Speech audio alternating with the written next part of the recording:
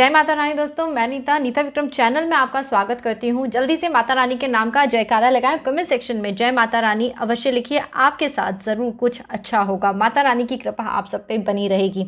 अपना हालचाल, तबीयत जो भी आप बताना चाहें कमेंट सेक्शन में मुझे ज़रूर बताइएगा। मुझे पढ़ के खुशी होगी आप लोग कैसे हैं अगर आप ये बताते हैं तो। दोस्तों आज हम बात करने हैं चंद्र ग्रहण के बारे में।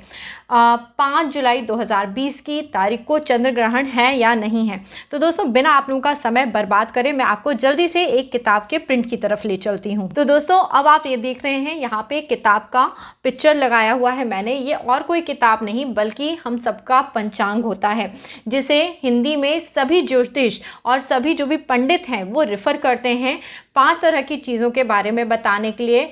तिथि, वार, नक्षत्र, योग और करण पंचांग के यह 5 महत्वपूर्ण अंग होते हैं। इसके अलावा कई सारी सूचनाएं जैसे कि मुहूर्त इत्यादि के विषय में भी हमें पंचांग से पता पड़ता है। तो दोस्तों इसी के साथ ही साथ हमें पता पड़ता है ग्रहण के बारे में कि कौन से ग्रहण का किस तरह का प्रभाव रहने वाला है। तो दोस्तों अब आप देख सकते हैं यहाँ पे जो किताब है इसमें 3 नंबर पे लिखा हुआ है चंद्र ग्रहण, मांध चंद्र ग्रहण, आषाढ़ शुक्ल पक्ष 15 यानी दोस्तों ये तिथि है।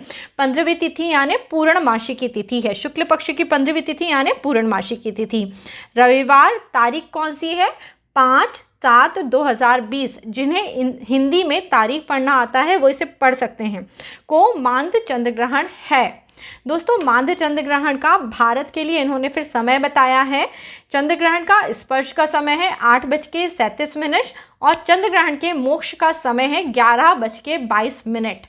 दोस्तों ये चंद्र ग्रहण जो है इसके बाद ये बताया जा रहा है कि भारत, ऑस्ट्रेलिया, ईरान, इराक, रूस, चीन, मंगोलिया, भारत के सभी पड़ोसी देशों को छोड़कर पूरे विश्व में दिखाई देगा। यानी दोस्तों भारत और भारत के साथ जिन देशों के नाम अभी मैंने लिए हैं वहाँ पे ये चंद्र ग्रहण बिल्कुल नहीं दिखाई देगा। अब दोस्तों इसके बाद और भी महत्वपूर्ण जानकारी है, जबकि पंचांग में साफ साफ लिखा गया है इस ग्रहण का धार्मिक दृष्टि से कोई महत्व नहीं है। इसमें किसी भी प्रकार का यम, नियम, सूतक आदि मान्य नहीं होगा।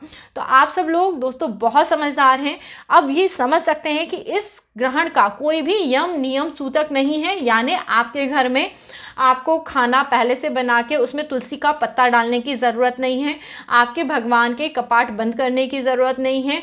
इस ग्रहण में कोई भी विशेष अनुष्ठान नहीं किया जाएगा और ख़ास तौर पे गर्भवती महिलाएं या प्रेग्नेंट लेडीज़ को इस समय पे किसी भी तरह के नियम मानने की ज़रूरत नहीं है। ना ही उन्हें उठ के बैठने की ज़रूरत है, ना ही उन्हें जाप करने की ज़रूरत है।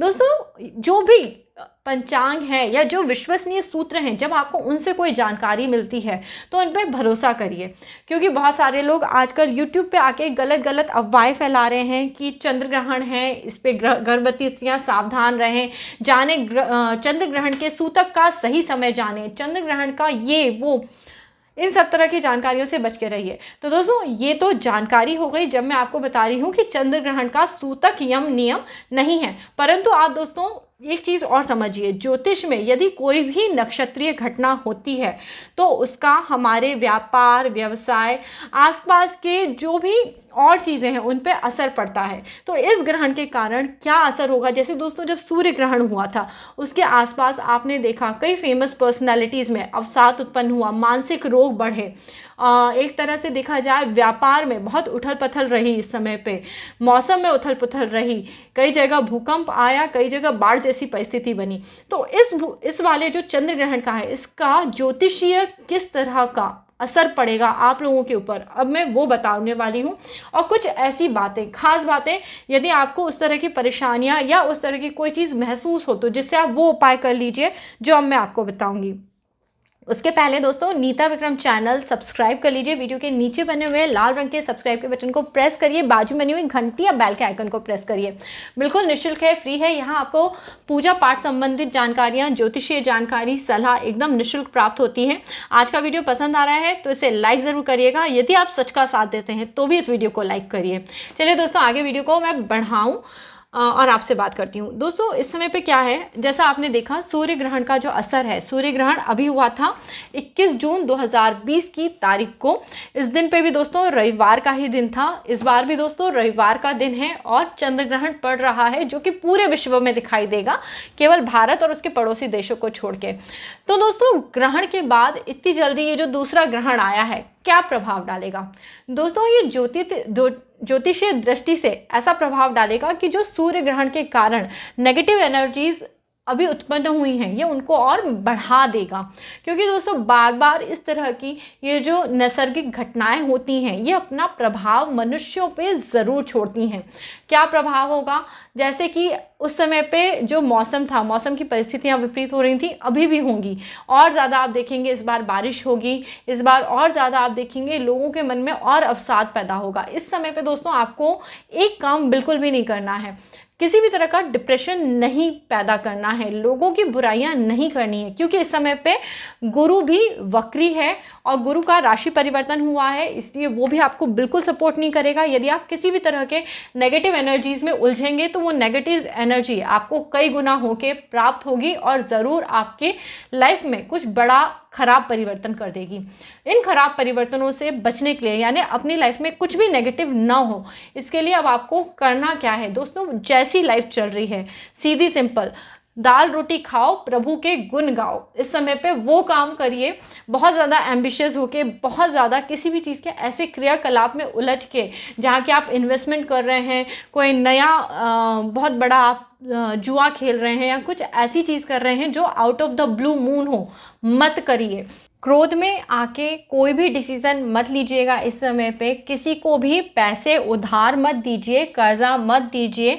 अपने आप से दोस्तों किसी भी तरह का कोई ऐसा काम मत करिए जिससे कि आपको घबराहट हो। एकदम से अचानक से कोई निर्णय या डिसीज़न मत लीजिए, ये सभी बातें भारी नुकसान का कारण बन सकती हैं। बहुत सारे लोग जो ये बता रहे हैं उनका पैसा फंस गया है, उनका पैसा नहीं आ पा रहा है, उधार वगैरह के चक्कर में पड़ गए हैं। उन्हें दोस्तों शनिवार के दिन एक छोटा सा उपाय कर लेना है, जो मैं उन्हें बता रही हूँ। फॉर श्योर इससे फ़ायदा होगा, पर दोस्तों कोई भी उपाय करने के जस्ट अगले ही दिन वो फ़ायदा नहीं हो जाता है।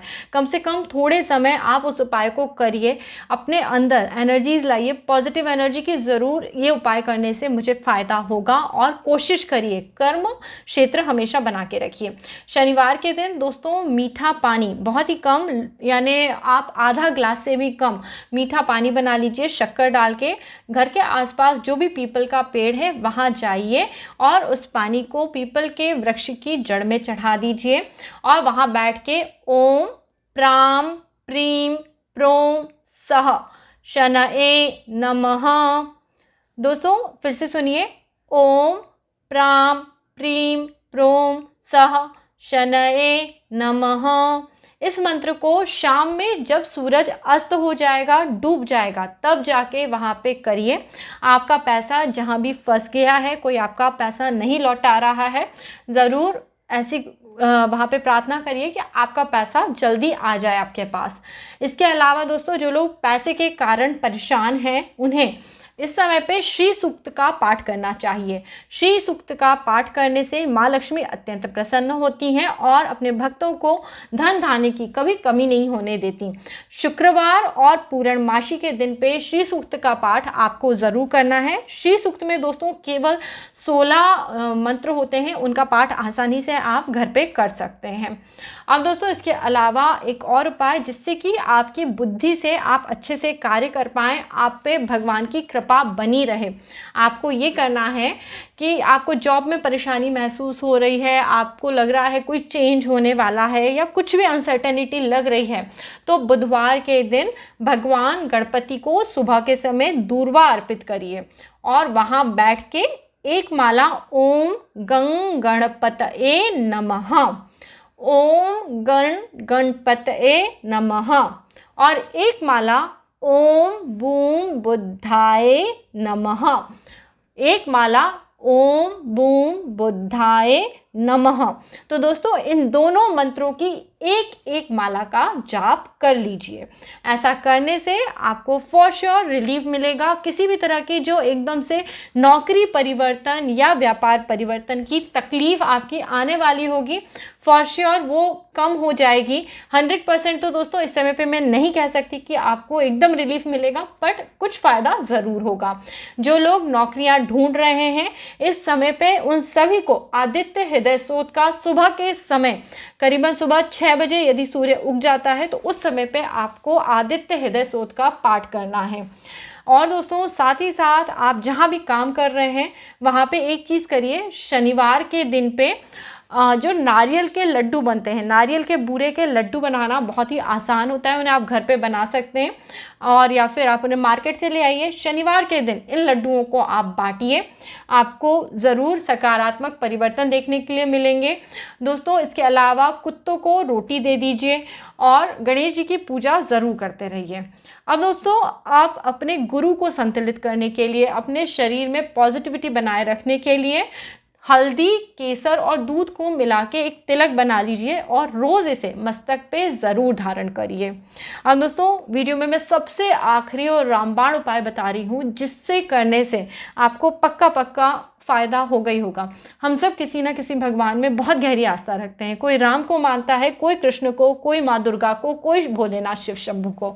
तो दोस्तों जिस भी भगवान को आप मानते हैं वो सबसे पहले आपका जो भी काम है उसको करने आते हैं। बस आपको भगवान से मदद कैसे मांगनी है मैं वो तरीका आपको बता रही हूँ। आपको लेनी है काली उड़द के साबुत दाल, जो काली वाली उड़द होती है उसकी दाल लेनी है और उसके 108 दाने लेने हैं। शनिवार और रविवार दोनों दिन ये उपाय करना है आपको 108 दाने ला के रखने हैं और अपने इष्ट का जो भी मंत्र आप रोज़ जपते हैं, जैसे अगर आप राम राम जपते हैं तो राम ऐसा कह के एक उड़द की दाल का दाना आप कटोरी में डाल दें। और जैसे यदि आप किसी और देवी देवता को मानते हैं, सपोज आप कृष्ण जी को मानते हैं, तो आप ओम नमो भगवते वासुदेवाय ऐसा कहिए और एक जो काली उड़द का दाना है उसे कटोरी में डाल दीजिए। जो भी आपके इष्ट हैं, मैं यहाँ पे किसी एक देवी देवता के लिए ये उपाय नहीं बता रही हूँ, मैं आप सब जिस भी भगवान को मानते हैं उनके लिए ये उपाय करिए। बस इस उपाय को करने से होगा क्या, आपके जो भी इष्ट भगवान हैं वो आपकी प्रार्थना अवश्य सुनेंगे। शनिवार और शुक्रवार के दिन ये उड़द की दाल का उपाय करिए और दाल को एक अलग डिब्बे में इकट्ठा करते जाइए। दोस्तों ये उपाय आपको आने वाले पूरे 6 महीने तक करना है। यदि आप वाकई में किसी परेशानी में हैं तो मैं भगवान से खुद भी प्रार्थना करती हूँ, आप भी प्रार्थना करिए कि आपको हर तरह की मुसीबत से बचाएं, दूर करें। और इस चंद्र ग्रहण के कारण नौकरी, व्यवसाय, घर गृहस्थी में किसी भी तरह की यदि आप परेशानी महसूस करें तो इन छोटे छोटे उपायों को करें, अवश्य आपको लाभ होगा। और भगवान का जो लोग नित्य प्रतिदिन पूजन करते हैं या ध्यान या फिर अर्चना करते हैं, उनके ऊपर भगवान हमेशा अपनी कृपा दृष्टि बना के रखते हैं। बस एक छोटा सा मंत्र याद रखना, इस पूरे समय में क्रोध मत करना, बुराइयां मत करना, अपने आप को जितना सहज साधारण रखोगे उतना ही अच्छा रहेगा, ईश्वर के समीप रहोगे और अच्छे फलों की प्राप्ति करोगे। चलो दोस्तों आज के लिए ये वीडियो यहीं समाप्त करती हूँ। जय माता रानी, अपना ख्याल रखें, अपने परिवार का ख्याल रखें। जय माता रानी दोस्तों।